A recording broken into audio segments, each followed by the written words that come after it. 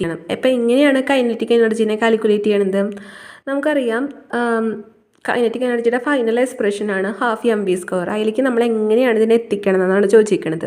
നമ്മൾ വർക്ക് എനർജിയാണ് നമ്മുടെ പാഠം. വർക്കിൽ നിന്ന് നമുക്ക് തുടങ്ങാം. വർക്ക് എന്ന് പറഞ്ഞിട്ടുണ്ടെങ്കിൽ എന്താ? Force into displacement. ഫോഴ്സിനെ എഫ് എന്നും എസിനെ ഡിസ്പ്ലേസ്മെൻറ്റും നമ്മൾ കാണിക്കുന്നത്. അല്ലെങ്കിൽ നമ്മൾ ഇനിയുള്ള ഹയർ സ്റ്റഡീസിൽ പോകുമ്പോൾ നമുക്ക് എന്ത് കാണിക്കാൻ പറ്റും?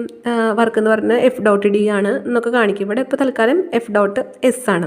അതുപോലെ തന്നെ ന്യൂട്ടൻ്റെ സെക്കൻഡ് ലോ ഓഫ് മോഷൻ പ്രകാരം നമുക്ക് പറയുന്നത് F=dp/dt എന്നാണ് ന്യൂട്ടൻ്റെ സെക്കൻഡ് ലോ പറയുന്നത്. ഇവിടെ അല്ലെങ്കിൽ എന്ന് വെച്ചാൽ നമുക്ക് ഇങ്ങനെ പറയാം, F=ma എന്ന് പറയാം, മാസ് ഇൻറ്റു ആക്സിലറേഷൻ. അപ്പോൾ നമ്മുടെ വർക്കിലെ എന്തുണ്ട്? ഫോഴ്സ് ഉണ്ട്. ആ ഫോഴ്സിൻ്റെ സ്ഥാനത്ത് നമ്മൾ എന്ത് കൊണ്ട് എഴുതുവാണ്?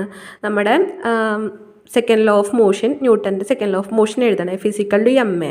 അപ്പോൾ നമുക്കിപ്പോൾ പുതിയ വർക്ക് എന്താണ്? ma/s ഇവനാണ് നമുക്ക് കിട്ടിയിട്ടുള്ളത്. ഇനി നമുക്ക് എന്ത് ചെയ്യാം? നമുക്ക് ഇക്വേഷൻ ഓഫ് മോഷൻ പ്രകാരം v² u² + 2as എന്ന് എഴുതാം.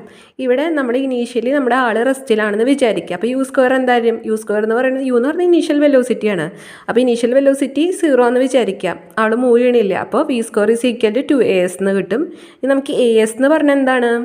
എസിനെ നമുക്ക് എങ്ങനെ എഴുതാം? ഈ 2നെ ഇപ്പുറത്തെ സൈഡിലേക്ക് കൊണ്ടുപോകുമ്പോൾ v²/2 എന്ന് കിട്ടും. അതായത് a² = v²/2 ആണ്. ഇനി ഈ എസ് ഇപ്പോൾ എവിടെയാണ് നിൽക്കുന്നത്?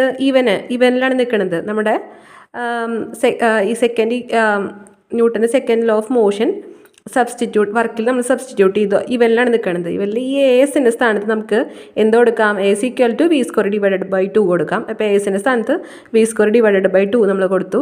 നമ്മുടെ ഫൈനൽ ഇക്വേഷൻ എന്താ വരിക? m×v²/2, അതായത് ഹാഫ് ഓഫ് mv² ആണ് നമ്മുടെ കൈനറ്റിക് എനർജി നമ്മുടെ ഒബ്ജക്റ്റ് പൊസസ് ചെയ്യണത്. അതിനെ k എന്ന് എഴുതാം.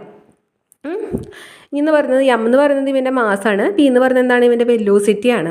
അങ്ങനെ അനുസരിച്ച് വെലോസിറ്റിയുടെ മാസ് കിലോഗ്രാമും വെലോസിറ്റി നമ്മളെങ്ങനെ m/s കൊണ്ട് കാണിക്കുക. കാരണം വെലോസിറ്റി എന്ന് പറയുന്നത് displacement / time. Displacement unit metre അല്ലേ, ടൈം സെക്കൻഡ്. അപ്പോൾ m/s.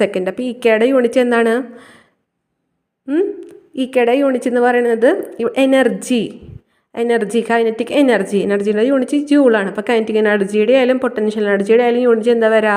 ജൂളാണ് വരാം.